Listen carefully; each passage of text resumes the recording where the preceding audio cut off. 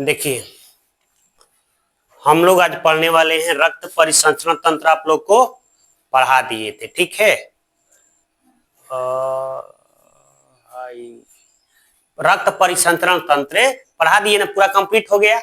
आज हम लोग पढ़ने वाले हैं उत्सर्जन के बारे में। किसके बारे में? उत्सर्जन तंत्र के बारे में हम लोग जो है पढ़ने वाले हैं, ठीक है। तो देखो, उत्सर्जन क्या होता है कि अगर जो जीव होते हैं अपने शरीर से, इधर ध्यान दीजिए, जो जीव होते हैं अपने शरीर से जो हानिकारक पदार्थ है उसको बाहर निकालते हैं, वैसे पदार्थ को क्या कहते हैं? उत्सर्जन पदार्थ।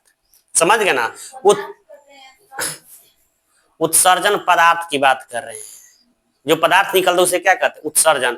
और तंत्र क्या होता है? जो उत्सर्जित पदार्थ को, जो हानिकारक पदार्थ है उसको बाहर निकालने के लिए जो काम करता है समूह के रूप में अंग, उसको क्या कहते हैं? उत्सर्जन अंग कहते हैं, तंत्र कहते हैं। क्या कहते हैं? तंत्र कहते हैं। यहां देखिएगा, ध्यान से समझिएगा, जहां नहीं आएगा वहां पूछिएगा, ठीक है।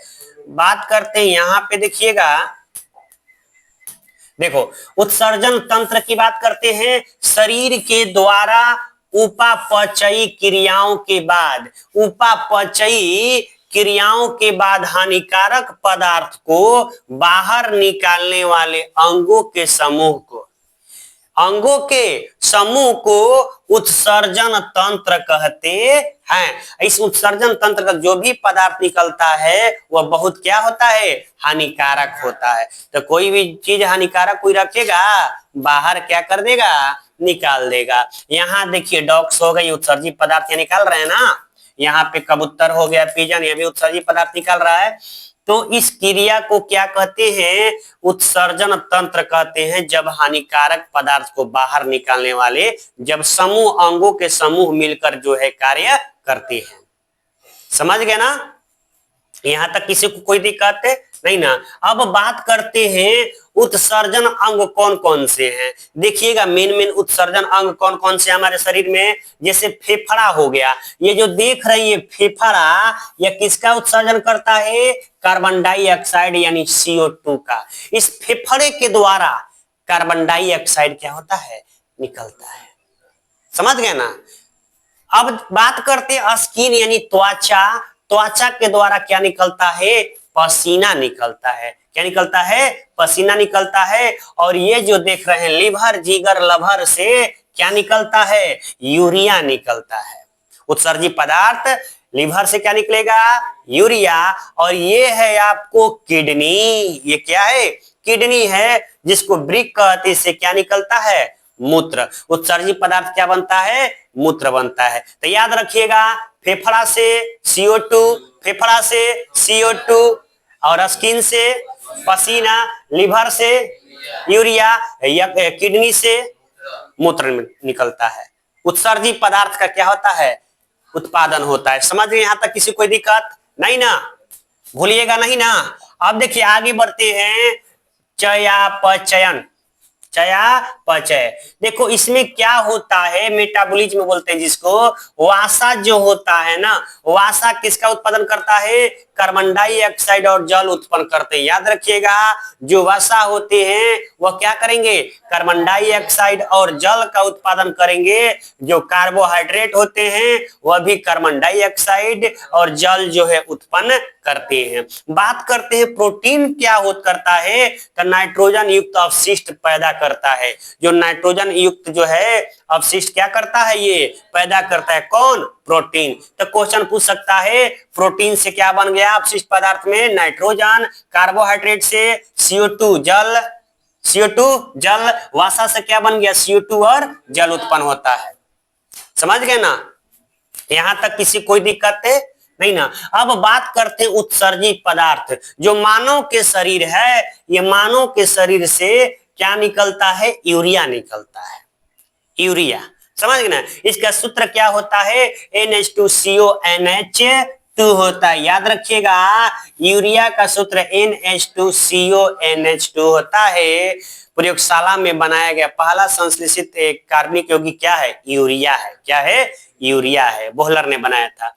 देखो, यूरिया का जो भी उत्सर्जित करेगा उसको यूरेयोटिक प्राणी कहेंगे। जो यूरिया का उत्पादन करेगा उसे क्या कहेंगे? यूरियोटिक प्राणी कहेंगे। समझ गए ना? इसके जो मूत्र होते हैं, मूत्र में क्या होता है? यूरिन होता है। क्या होता है? यूरिन होता है। और इस यूरिन में जो मूत्र में यूरिया कितना परसेंट? 2.25% जो होता है यूरिया होता है और 0.5% यूरिक अम्ल होता है। समझ गए ना? क्या होता है? यूरिक अम्ल होता है। तो याद रखिएगा ये सब बात। अब बात करते हैं उत्सर्गी अंग में आता है वृक्क। ये क्या है? किडनी है ना?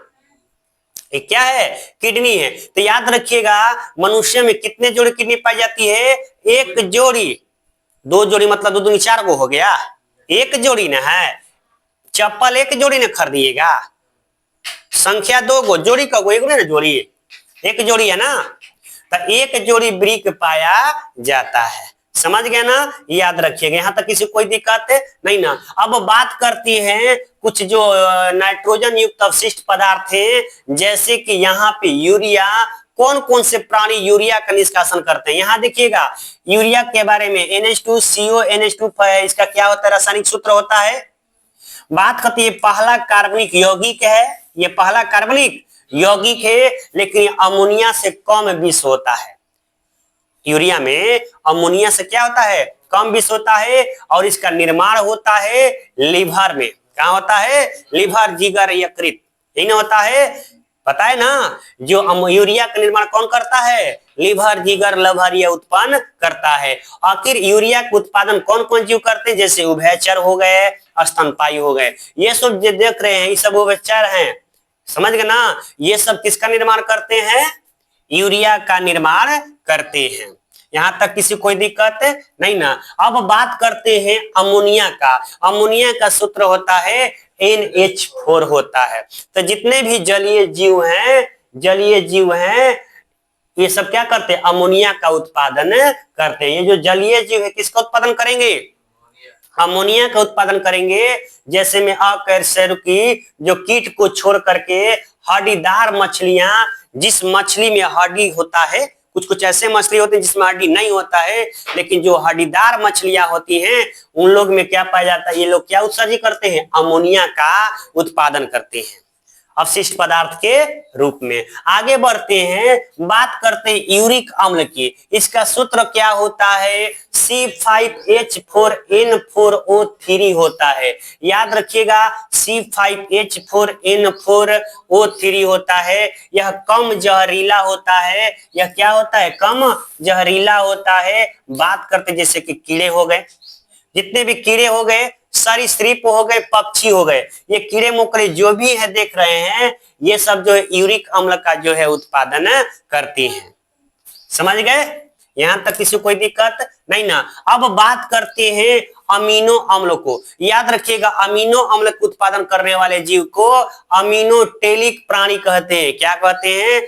अमीनोटेलिक प्राणी कहते हैं। इसमें क्या आता है? जैसे में मोलस्का संघ आते हैं। जितने भी मोलस्का के संघ है, घोंघा, ये सब किसका उत्पादन करते हैं? अमीनो अम्ल का उत्पादन करते हैं। समझ गए?